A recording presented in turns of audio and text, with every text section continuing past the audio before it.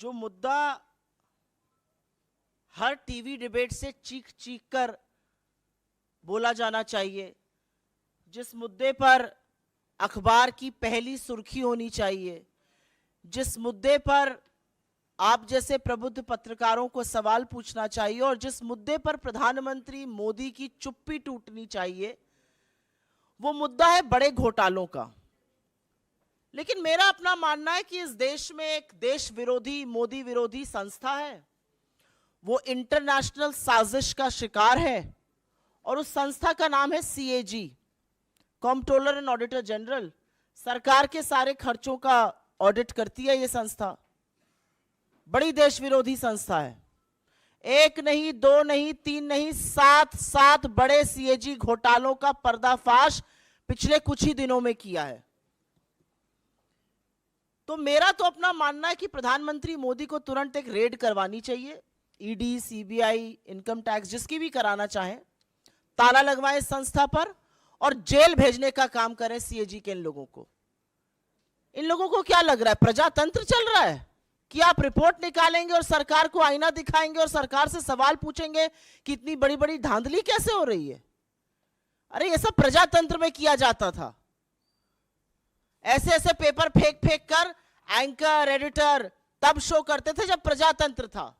अब जब प्रजातंत्र नहीं है तो ऐसी एजेंसीज का क्या मतलब है? लगवा दीजिए तुरंत ताला इस पर और भेजिए जेल। इनकी हिम्मत कैसे हो रही है एक नहीं, दो नहीं, सात घोटालों का पर्दाफाश करने की? और बड़े बड़े घोटाले हैं, बड़े बड़े मंत्रालयों के घोटाले हैं और ऐसे घोटाले हैं जिन घोटालों से आपके जेब पर डाका डाला जा रहा है, ये याद रखिएगा। लेकिन मोदी जी कहां कुछ गलत करते हैं। मोदी जी ने बड़ा पैसा खर्च करके खूब सारे मीडिया प्रचार प्रसार से अपनी एक छवि बनाई थी। दिन भर ईमानदारी ईमानदारी ईमानदारी की उस छवि का दंभ भरते हैं। अब ये CAG रिपोर्टें जो हैं, एक नहीं, दो नहीं, 7, वो उस छवि को पूरी तरह से ध्वस्त कर देती हैं, बर्बाद कर देती हैं।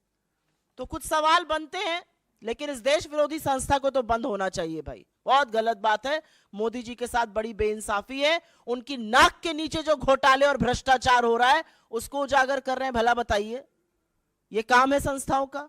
कैसे ये काम कर रहे हैं? पक्का किसी इंटरनेशनल साजिश का साथ देते हैं ये। शुरू में करूंगी 7 घोटाले। एक पहला है भारतमाला प्रोजेक्ट से। करीब 70-75 हजार किलोमीटर की सड़क बननी थी और इसका पैसा CCA, cabinet committee on economic affairs, जो आर्थिक मामलों की कैबिनेट कमेटी होती है जिसकी अध्यक्षता स्वयं प्रधानमंत्री करते हैं, उन्होंने इसका फंड दिया था। और फंड ही नहीं दिया था, वो इसमें पैसा खर्चा कैसे होता है उसकी निगरानी भी करते हैं। इसमें जो भी टोटल, और इसका हम आपको प्रेस रिलीज में सारे फिगर्स दे रहे हैं, इसमें 15 करोड़ 37 लाख रुपए पर 1 किलोमीटर सड़क बननी थी। इन लोगों ने बढ़ाकर 32 करोड़ 17 लाख कर दिया, दुगने से भी ज्यादा। और ये PM की निगरानी में CCA की नाक के नीचे भारत सरकार के आंखों के सामने हो रहा था। सिर्फ पैसा ही नहीं दोगुना किया गया, इसमें और भी बड़ी धांधलियां सामने आई हैं। इसमें पता चला है कि फर्जी दस्तावेजों के आधार पर बिडर्स का चयन हो गया। बिडिंग प्रक्रिया में बड़ा फर्जीवाड़ा सामने आया है। विस्तृत परियोजना रिपोर्ट पर काम भी नहीं हुआ।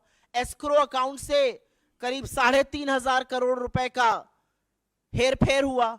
और सबसे बड़ी बात यह है कि इसके किसी भी जब रोड बनता है तो एक सेफ्टी कंसल्टेंट रखा जाता है कि आपके और हमारे जैसे लोग जो इस देश के नागरिक हैं जब सड़क पर चलें तो सुरक्षित रहें। सरकार ने यह भी जरूरी नहीं समझा। भारतमाला के कितने ही हिस्सों में एक भी सेफ्टी कंसल्टेंट नहीं है। तो अगर आप भारतमाला की किसी सड़क पर चल रहे हैं करीब 70,000 किलोमीटर की, तो अपनी जान की, अपने माल की, अपने खुद के रखवाले आप हैं, सरकार की जिम्मेदारी नहीं, क्योंकि उनके पास सेफ्टी कंसल्टेंट रखने का टाइम ही नहीं था। तो भारतमाला में दुगनी करी लागत और हर तरह के फर्जीवाड़ा करके भगवान जाने किसको किसको ये टेंडर दिए गए, जिन्होंने सेफ्टी कंसल्टेंट्स तक नहीं रखे। एस्क्रो अकाउंट से हेराफेरी हुई। फिर यही द्वारका एक्सप्रेसवे। द्वारका एक्सप्रेसवे में स्वीकृत लागत जो थी वो करीब 18 करोड़ प्रति किलोमीटर थी। सरकार का कहना है बहुत बढ़िया बना है द्वारका एक्सप्रेसवे। अच्छी बात है, बनना अच्छा भी चाहिए। उसकी कीमत 250 करोड़ प्रति किलोमीटर हो गई। कहां 18 करोड़ प्रति किलोमीटर स्वीकृत और कहां 250 करोड़ प्रति किलोमीटर। और आप ये सोचिए कि 2 किलोमीटर बनाने में 500 करोड़ खर्चा हो गए और उस 500 करोड़ में मंगलयान पहुंच गया। यह सरकार की असलियत है। मंत्रालय ने एक एक्सप्लेनेशन इशू किया, वो सवाल और उजागर करता है। क्या बन गया भाई ऐसा? कौन सा ऐसा विश्व का 8वां नवा अजूबा बना जिसकी कीमत 18 करोड़ से बढ़कर 250 करोड़ प्रति किलोमीटर हो गई? अब ऐसा हाईवे बना होगा जिसमें आप चेहरा देख सकते होंगे, अन्यथा तो इतना कीमत बढ़ना बड़ा मुश्किल का काम है। महंगाई की वजह से इतनी कीमत बढ़ नहीं सकती है क्योंकि एस्केलेशन कॉस्ट उसमें होती है। तो ये कमीशन खोरी है, किसने पैसा खाया इसमें? तीसरी, टोल में लूट। आप सब लोग तो खूब टोल देते होंगे आते जाते वक्त। अगर दिल्ली से मुंबई आज जाना हो तो 6,000 रुपए का तो आप टोल ही दे दीजिएगा सड़कों पर। और मजाक नहीं कर रही हूं, जाकर देखिएगा 6,000 रुपए का टोल दिल्ली से मुंबई अगर आपको दूरी नापनी है सड़क से। NHAI का रूल है कि अगर टोल के पास या टोल वाली जो सड़क है उस पर कंस्ट्रक्शन होता है तो टोल की कॉस्ट 75% कम होगी। ऐसा नहीं किया गया। मात्र 5 टोल बूथों का, मात्र 5 टोल प्लाजा का CAG ने एक रैंडम ऑडिट किया और उसमें पता चला कि करीब करीब 132 करोड़ रुपए अवैध वसूल लिए गए लोगों से। ये मात्र 5 टोल प्लाजाओं की बात कर रही हूं। अगर पूरे देश के टोल प्लाजाओं का ऑडिट हो जाए तो सोचिएगा कितना लाखों करोड़ों का गबन हुआ है। और सड़क पे कौन चल रहा है? सड़क पे धन्ना सेठ चल रहे हैं या आप जैसे और हमारे जैसे मध्यम वर्ग, निम्न मध्यम वर्ग, गरीब लोग चल रहे हैं बसों से, गाड़ियों से, और वो सारा कॉस्ट निकालता है। तो 132 करोड़ तो टोल में लूटे। और एक और ऑडिट में पता चला है कि करीब 135 करोड़ NHAI ने राजस्व का नुकसान किया। एक कंसेशन अग्रीमेंट होता है वो कर करके। आयुष्मान भारत, पूरे वक्त लोकसभा में यही सुनाई दे रहा था, हर जगह प्रधानमंत्री इसकी बात करते हैं। ये तो घोटालों का योजना निकली।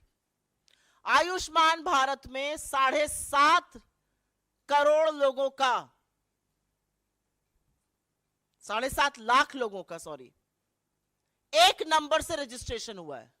आप किसी भी आधार सेंटर जाइए, किसी भी आयुष्मान सेंटर जाइए, वो सबसे पहले आपसे आपका फोन नंबर पूछते हैं।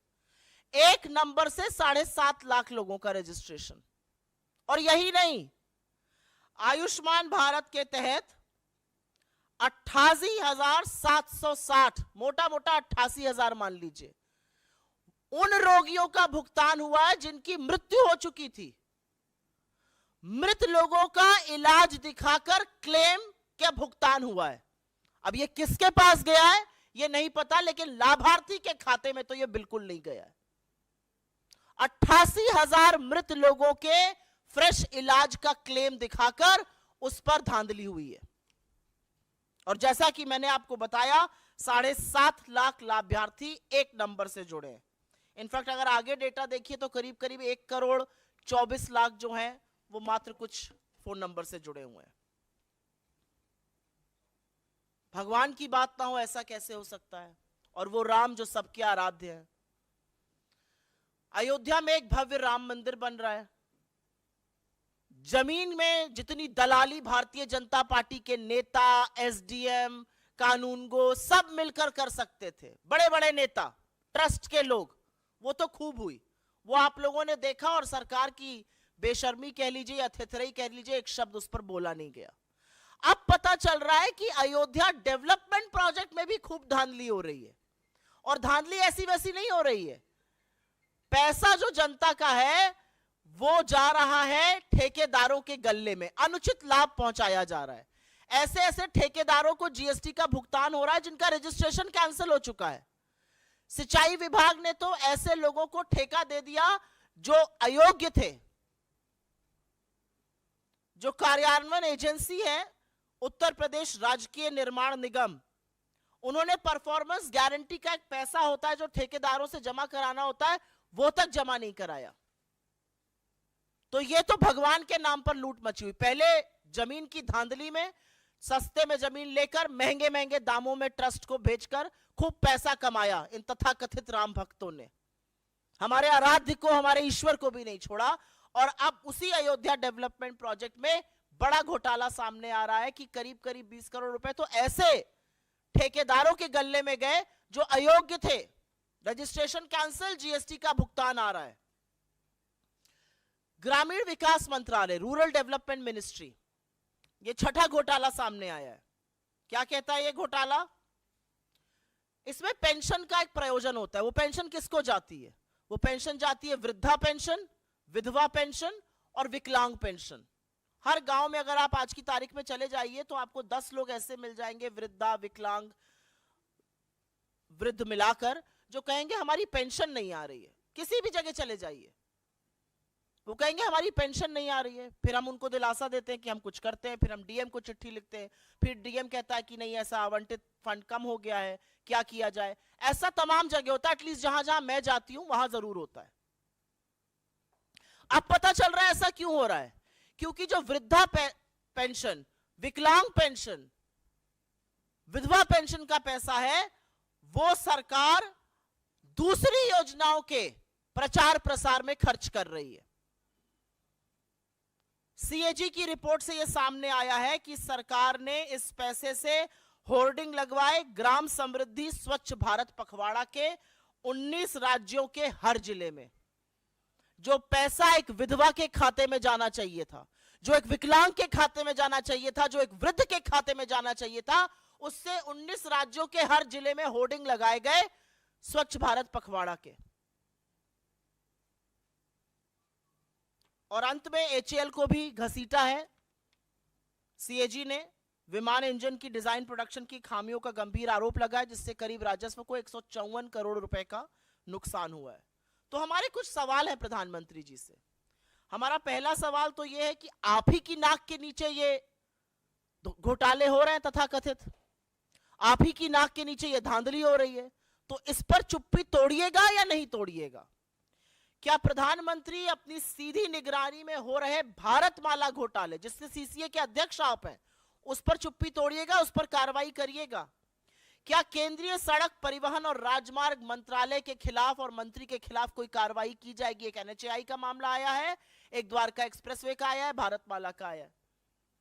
क्या प्रधानमंत्री आयुष्मान भारत में हो रहे फर्जीवाड़े पर कुछ करेंगे? और क्या वो पता करेंगे कि आखिर लाभार्थियों का पैसा गबन किया तो किसने गबन किया? क्या वो पता करने की कोशिश करेंगे कि वृद्ध का, विधवा का, विकलांग का ग्रामीण विकास मंत्रालय का पैसा दूसरी योजनाओं पर खर्च क्यों किया जा रहा है? क्या प्रधानमंत्री ये जानने का जरा सा भी प्रयास करेंगे कि अयोध्या में जमीन की धांधली के बाद जो अयोध्या डेवलपमेंट प्रोजेक्ट में घोटाले हो रहे हैं और अनुचित लाभ ठेकेदारों को पहुंचाया जा रहा है, वो कौन पहुंचा रहा है? और अंत में मैं सिर्फ ये कहूंगी कि किसी जमाने में सीएजी का नाम सुनकर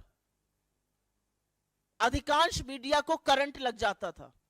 यह अलग बात है कि जो तथाकथित रिपोर्टें थी वो झूठी साबित हुई, और मारे पेपर दिखा दिखा कर सुबह शाम दिन रात प्राइम टाइम चिल्ला चिल्ला के शो होते थे। उस मीडिया ने चुप्पी धारण कर ली है, प्रधानमंत्री भी मौन है, लेकिन मुनाफाखोरी, कमीशनखोरी और जनता के पैसे की जो लूट हो रही है उससे पर्दा खुद सीएजी उठा रहा है, खुद इस देश का चीफ ऑडिटर उठा रहा है। और हमें पता है कि मोदी जी जवाब नहीं देंगे, लेकिन हमें पूरा विश्वास है कि मोदी जी जिस व्यक्ति ने पर्दाफाश किया उसको बर्खास्त करेंगे, रेड कराएंगे और ऐसी संस्था को जेल भेजने का काम करेंगे।